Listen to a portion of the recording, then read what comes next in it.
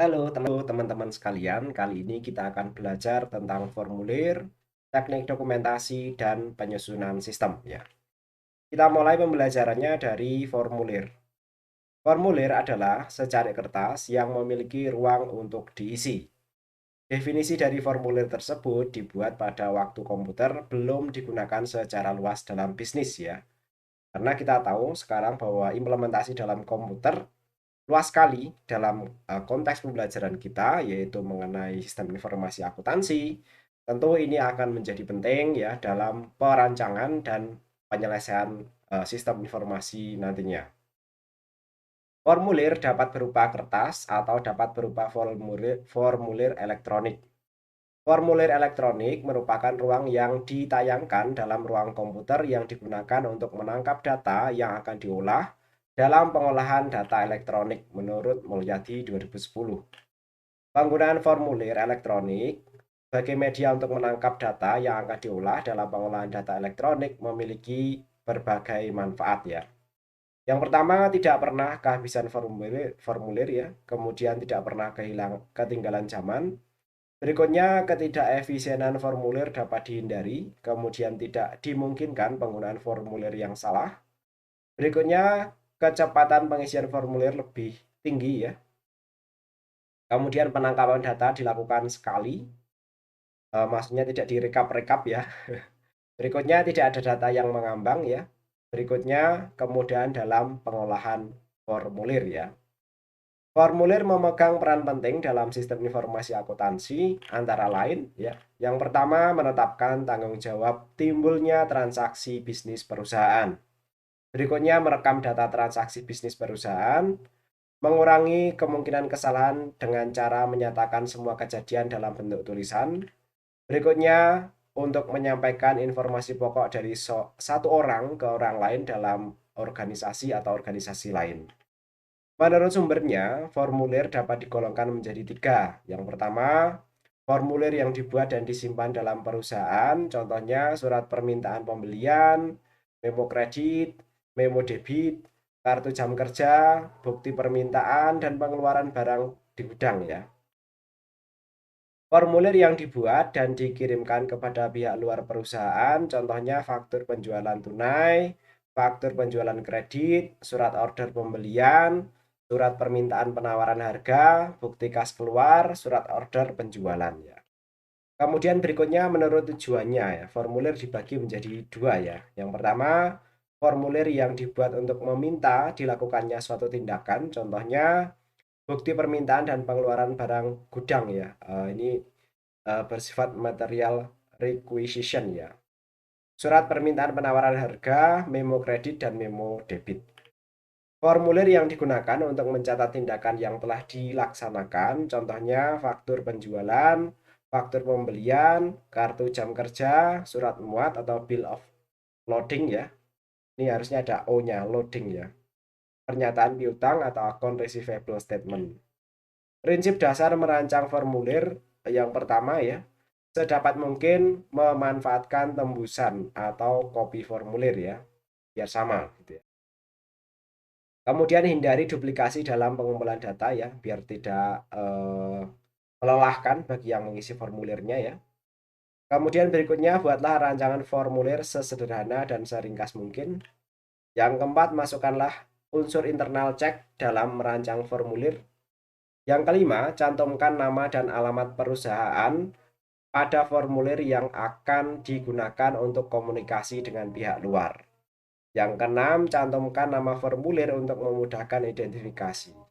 Beri nomor untuk identifikasi formulir.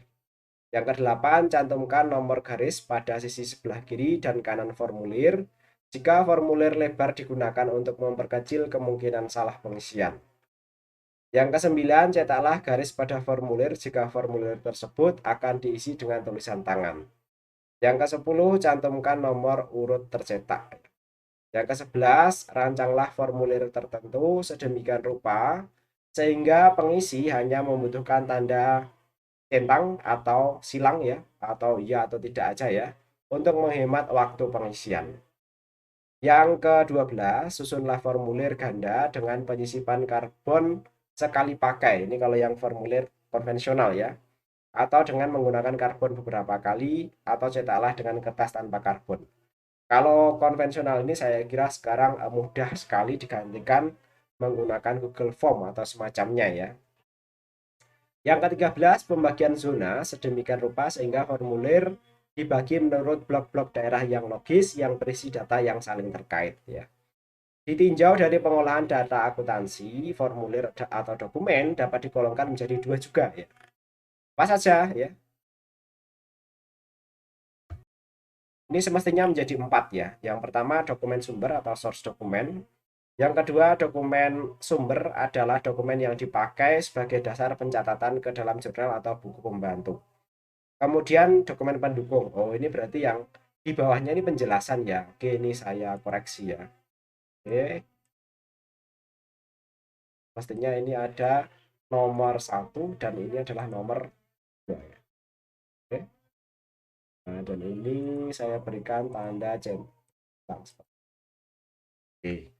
Ya, nanti kita eh, mendapatkan media pembelajaran yang benar ya. Berikutnya untuk dokumen pendukung ini adalah dokumen yang melampiri dokumen sumber sebagai bukti sahnya transaksi yang direkam dan dalam dokumen sumber. Ada 4 keadaan yang mendasari perlunya penggunaan formulir. Yang pertama, jika suatu kejadian harus dicatat ya. Yang kedua, jika informasi tertentu harus dicatat berulang kali, penggunaan formulir akan mengurangi waktu penulisan informasi tersebut. Yang ketiga, jika berbagai informasi yang saling berhubungan perlu disatukan dalam tempat yang sama. Penggunaan formulir memudahkan pengecekan yang cepat mengenai kelengkapan informasinya. Jika dibutuhkan untuk menetapkan tanggung jawab terjadinya transaksi ya. Ini pentingnya kenapa kita eh, dalam kondisi tertentu memerlukan formulir ya. Berikutnya teknik dokumentasi dan penyusunan sistem ya. Jadi konteksnya dalam formulir tadi adalah untuk mengumpulkan ya dan membuat kesimpulan mengenai sistematika pada sebuah siklus akuntansi ya. Nah, ini berikutnya teknik dokumentasi dan penyusunan sistem ya. Dokumentasi dan penyusunan sistem diperlukan untuk memberikan kemudahan pada saat menjelaskan dari suatu sistem tersebut. Baik penjelasan dari sistem yang akan dibangun maupun terhadap sistem yang sedang dievaluasi. Dalam akuntansi, dokumentasi sistem memberikan kejelasan terkait bagaimana proses kegiatan akuntansi tersebut dilaksanakan untuk dapat membantu pada saat evaluasi maupun audit sistem. Sistem pada umumnya dapat dijabarkan dalam berbagai cara, antara lain berupa gambar sistem ataupun penjelasan tekstual ya. Jadi nanti yang kita terapkan yang pendekatannya gambar ya. Atau kalau nanti kita menghadapi orang-orang yang tidak familiar dengan gambar atau diagram, bolehlah nanti berbasis teks ya. Bentuknya ya kayak undang-undang itu ada nomor-nomornya, kemudian hal-hal yang saling terkait kita bisa menyebutkan nomor-nomor atau subnomornya ya. Dalam penyusunan sistem maupun dokumentasinya, maka diperlukan suatu cara yang disebut dengan teknik sistem ya. Sebenarnya terdapat berbagai teknik yang dapat digunakan dalam menjelaskan sistem eh, dalam bentuk diagram sistem ya. Teknik-teknik sistem merupakan alat atau piranti yang digunakan dalam menganalisis, merancang, dan mendokumentasikan sistem serta hubungan antara sub-subsistem. Teknik-teknik sistem tersebut bersifat grafikal atau piktorial ya. Teknik-teknik tersebut biasanya menggunakan pendekatan orientasi objek atau objek oriented, logik, dan fisik atau physical ya, menurut Bradford, Richter-Meyer ya, dan Douglas. Diagram sistem atau sistem diagram adalah komponen dalam dokumentasi sistem dan menjadi lebih penting sebagai respon atas meningkatnya kesadaran terjadinya peningkatan proses dan keperluan dokumentasi sistem. Bradford mengidentifikasi tipe metode diagram sistem. Nah, ini nanti ada bagan sistem atau sistem flowchart-nya ini. Nah, ini setidaknya teman-teman sekalian ya ketika menyelesaikan mata kuliah ini memahami tentang flowchart ini ya. Bagan sistem digunakan untuk menunjukkan proses informasi seperti arus logik atau logic flows ya. Kemudian inputs, outputs, penyimpanan data atau data storage, dan proses operasional atau operasional proses, seperti arus fisik, aktivitas, dan entitas. Kemudian berikutnya diagram hubungan entitas atau ER ini ya. Nah, ini nanti akan kita pelajari detailnya ya. Merupakan teknik grafis yang digunakan untuk menggambarkan skema database ya, karena mayoritas database terkenal sekarang itu berbasis relasional ya. Maka ER diagram ini mengilustrasikan struktur logik atas database dan memperhatikan entitas-entitas dalam sistem. Saya kira untuk database relasional, teman-teman sudah mempelajari sebelumnya ya. Kemudian diagram arus data atau DFD ya. DFD nanti alternatif lah, nanti kita bisa mempelajari ini ya, kelas diagram ya. DFD berasal dari sistem informasi manajemen dan digunakan untuk menggambarkan proses sistem antar proses, sumber, dan tujuan serta penyimpanan data. Dua tipe DFD yaitu logical DFD yang berfokus pada aktivitas dalam sistem dan physical DFD yang meliputi who, where, dan how dari sistemnya. DFD ini merupakan teknik yang populer dalam penggunaannya di SIM ya, atau sistem informasi manajemen, sampai dikembangkannya diagram berorientasi objek atau object oriented ya. Berikutnya resource, event, and agent ya. Merupakan peralatan konseptual khususnya dalam desain untuk memberikan petunjuk dan struktur dalam mendesain dan keterhubungan dalam sistem informasi akuntansi. Dalam REA, entitas dibedakan dalam 3 kategori, yaitu sumber daya yang diperoleh dan digunakan organisasi, kegiatan yang terkait dengan organisasi, dan agen atau pihak yang berpartisipasi dalam kegiatan. Selanjutnya adalah peta proses atau proses mapping ya. Ini adalah teknik diagram sistem yang dikembangkan oleh General Electronic atau GE tahun 80-an ya, dan digunakan di berbagai organisasi untuk melakukan dokumentasi, analisis, penyederhanaan ya, dan mendesain ulang aktivitas bisnis. Peta proses ini digunakan untuk menunjukkan bagaimana pekerjaan dilakukan oleh organisasi dan bagaimana meningkatkannya ya. Kemudian, nah nanti yang kita pelajari UML ini ya, bahasa pemodelan gabungan ya. Ini adalah himpunan struktur dan teknik untuk pemodelan desain berbasis objek ya, karena kebanyakan sekarang basisnya adalah objek ya, serta aplikasinya. UML adalah metodologi untuk pengembangan sistem OOP dan sekelompok perangkat tool untuk mendukung pengembangan sistem tersebut ya. Bradford mengidentifikasi penggunaan diagram sistem menjadi beberapa bagian. Yang pertama, menjelaskan proses bisnisnya, kemudian mengevaluasi sistem yang berjalan ya, yang sudah ada di tempat yang kita observasi ya. Kemudian yang ketiga adalah mendesain atau merubah sistem. Jadi nanti kita berdasarkan sistem yang berjalan ini atau kita membuat sistem yang baru. Itu nanti dasarnya adalah konsep-konsep diagram dan formulir yang sudah kita kumpulkan tadi. Baik, karena untuk ERD ini nanti sangat penting ketika teman-teman sekalian membuat skripsi ataupun merancang sebuah sistem informasi, kita akan membahasnya secara lebih detail ya. ERD ya, penyusunan basis data ya, lalu didahului dengan pekerjaan pemodelan data. Nah, ini yang penting ya.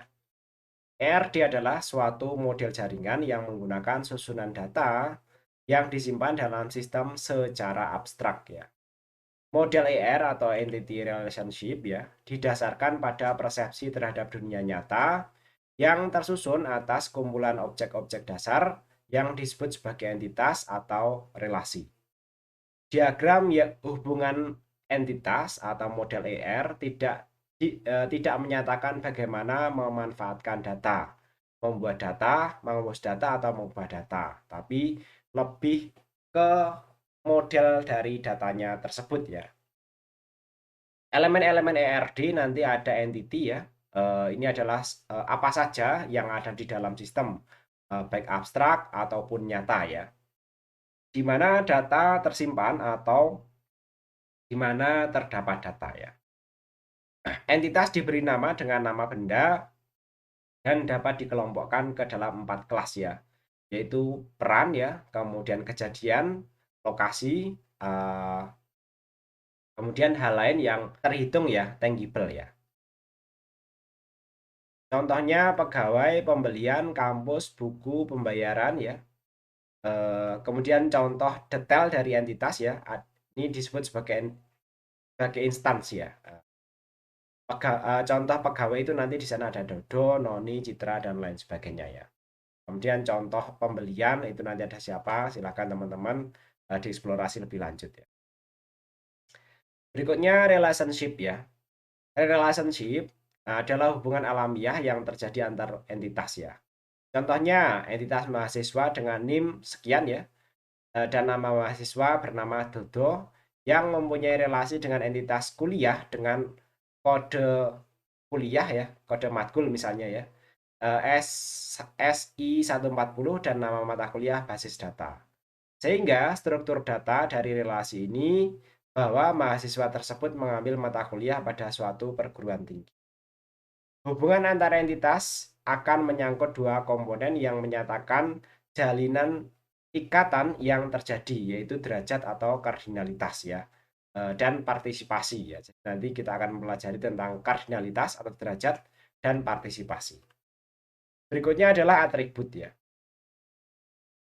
Deskripsi kelompok data yang mempunyai karakteristik yang sama ya, yaitu data yang mendeskripsikan entity dan relationship, merupakan field yang akan disimpan ya. Nah, berikut ini adalah notasi-notasinya. Pertama, entity. Ini nanti notasinya adalah persegi panjang ya. Kemudian relationship set. Nah, ini notasinya adalah berlaku tepat ya. Kemudian garis ini ya. Ini adalah penghubung atribut dengan entitas dan relasi dengan entitas. Nanti sama-sama menggunakan garis ya. Untuk atribut ini menggunakan elips ya. Di dalamnya nanti ada keterangannya. Untuk key atribut nanti sama dengan atribut dengan garis bawah di bawah keterangan atribut ya. Kemudian untuk derivate atribut atau atribut turunan ya, itu nanti mirip dengan atribut dengan garisnya putus-putus ya. Kemudian multi value atribut nanti double garis ya, elipsnya ya. Untuk komposit atribut nanti atributnya ada arah panahnya seperti ini ya. Berikutnya identifier atribut ya. Ini pada weak entity ya, entitas yang lemah ya. Itu nanti ada identifiernya ya. Nah, weak entity-nya seperti ini dan weak relationship set untuk weak entity-nya nanti digambarkan dengan double juga seperti ini ya. Contohnya kurang lebih untuk ERD yang sudah jadi seperti ini ya. Ini misalnya ada mahasiswa mengambil mata kuliah ya. Kemudian di alamatnya di sini nanti ada sub-subnya seperti ini ya. Lanjut kita belajar mengenai kardinalitas. Kardinalitas menyatakan jumlah anggota entitas yang terlibat di dalam relasi yang terjadi. Dalam hal ini, relasi yang terjadi akan membentuk relasi hubungan atau relationship instance ya. Contohnya, seorang dosen paling banyak mengepalai satu jurusan, tetapi ada dosen yang tidak menjadi ketua jurusan. Nah, ini relasi seperti ini. Eh, Kardinalitasnya adalah one to one ya. Jadi, satu dosen ya akan mengepalai satu jurusan ya, tetapi ada dosen yang tidak menjadi ketua jurusan ya. Harusnya ya one to one ya. Berikutnya, seorang dosen bisa menerima honor beberapa kali, tetapi mungkin juga tidak menerima honor jika ia tidak mengajar. Ini relasinya one to many ya. Kemudian seorang customer dapat membeli barang beberapa barang ya, dan sebuah barang dapat dibeli oleh beberapa customer juga ya. Nah, ini relasinya adalah money to money dengan simbolnya seperti ini. Jadi kalau one to many seperti ini, kalau many to many seperti ini. Pasangan antara anggota entitas A dan B dapat dilakukan sesuai dengan derajat hubungannya, yaitu relasi 1-1, 1M, atau 1N. Nanti yang menjelaskan ketika boleh 0 atau boleh banyak itu nanti adalah partisipasi. Oke, derajat hubungan 1-1. Derajat hubungan 1-1 terjadi apabila setiap anggota entitas A hanya boleh berpasangan dengan satu anggota entitas B. Dan sebaliknya, tiap anggota entitas B hanya boleh berpasangan dengan satu anggota dari entitas A ya. Jadi kalau berpasangan satu, kalau enggak ya enggak apa-apa ya. ER diagram antara entitas A dan B dengan derajat 1-1 dilukiskan dengan mencantumkan pada garis hubungan. Sedangkan intens hubungan antara anggota entitas yang terjadi adalah pasangan instannya adalah A2B1 ya, kemudian A3B2 dan A4B5 instannya itu ya. Sedangkan A1, A5, B3, B4 masing-masing tidak mempunyai pasangan. Dengan demikian dapat dikatakan bahwa derajat hubungannya adalah 1-1 ya. Nah, 1-1 itu nanti bisa 1-0 atau 0-1 juga ya. Ini partisipasinya ya. Kemudian berikutnya 1M ya. Derajat hubungan ini terjadi bila tiap anggota entitas A boleh berpasangan dengan lebih dari satu anggota entitas B.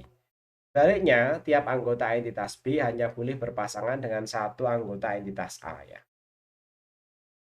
Kalau ini ya, yang salah satunya boleh berpasangan banyak, tapi yang lainnya harus berpasangan satu-satu ya. Untuk yang 1M ini ya. Kemudian berikutnya MN ya. Untuk langkah-langkahnya kurang lebih seperti ini ya, yaitu yang pertama identifikasi entitas ya, yaitu mengidentifikasi peran, kejadian atau kegiatan, kemudian lokasi, hal abstrak atau konsep yang datanya disimpan oleh end user ya. Kemudian tentukan relationship ya, yaitu menentukan hubungan antara sepasang entitas menggunakan relationship matrix ya. Yang ketiga adalah gambar kasar ya, gambar nanti menggambarkan entitas-entitas dan relationship antara entitas untuk menghubungkannya. Yang keempat adalah kardinalitas ya, yaitu menentukan kardinalitas atau pemunculan suatu entitas di entitas lainnya yang berhubungan. Yang kelima, penentuan primary key, yaitu mengidentifikasi atribut data secara unik mengidentifikasi setiap entitas. Yang keenam, menggambarkan ERD berdasarkan atribut kunci. Nanti sertakan primary key di setiap entitas. Yang ketujuh, identifikasi atribut lainnya. Nanti kumpulkan informasi detail penting dalam sistem yang sedang dikembangkan. Yang kedelapan, petakan atribut. Untuk setiap atribut, letakkan dalam suatu entitas yang tepat ya. Cari juga atribut yang ada di dalam relationship. Yang kesembilan, gambarkan ERD lengkap dengan atribut. Suatu ERD hasil langkah 6 dengan entitas atau relationship hasil langkah 8. Yang ke-10 adalah periksa hasil. Dan nanti kita evaluasi lagi setiap diagram yang kita hasilkan. Langkahnya kurang lebih seperti itu. Untuk contoh-contoh dan lainnya akan kita bahas pada pertemuan yang akan datang. Demikian perkuliahan kali ini, mudah-mudahan dapat dipahami dan teman-teman bisa berdiskusi melalui saluran informasi yang ada.